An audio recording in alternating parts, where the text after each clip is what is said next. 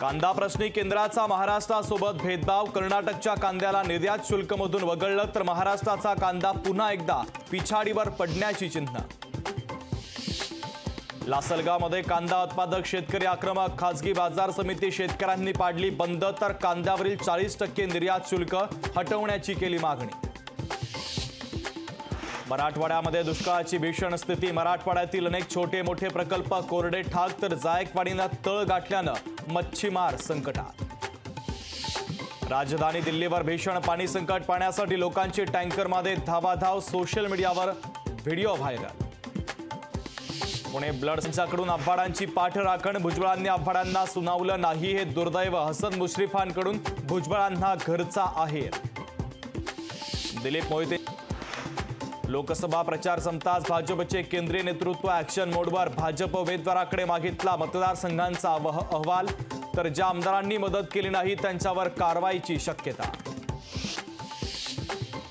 पंढरपूरच्या विठ्ठल मंदिरामध्ये आढळलं भुयार। मंदिर परिसरामध्ये 7 ते 8 फूट खोलीचं भुयार। कान्होपात्रा मंदिराजवळ सापडलं भुयार। विवेकानंद रॉक मेमोरियलमध्ये नरेंद्र मोदींची ध्यानधारणा। मोदी यांनी भगवती अम्मन मंदिरात जाऊन घेतलं दर्शन।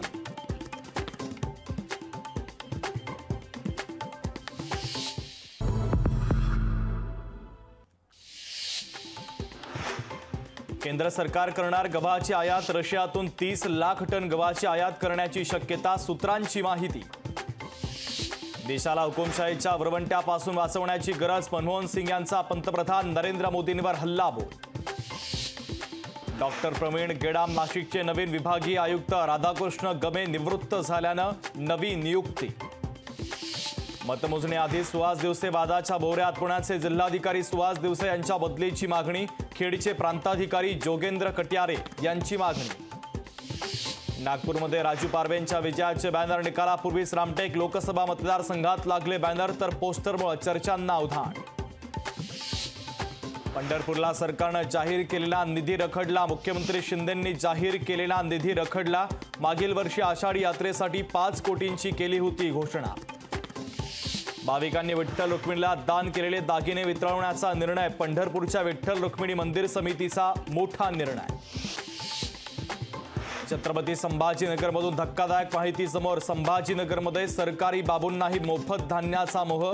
4,427 सरकारी बाबूंनी घेतला मोफत रेशन योजनेचा लाभ। धाराशिवमध्ये महावितरणाच्या कार्यालयामध्ये ठिय्या आंदोलन। वेळेवर कर्मचारी कार्यालयात आले नसल्यानं आंदोलन। यवतमाळमध्ये अन्न आणि औषध प्रशासन विभागाची कारवाई। सिनेस्टाईल पाठलाग करत उमरखेड येथे धडक कारवाई।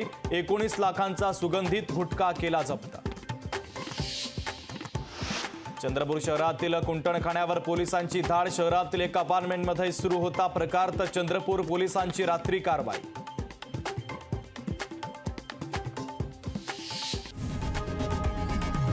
लोकशाही मराठी ऐका, पहा, जागरूक रहा।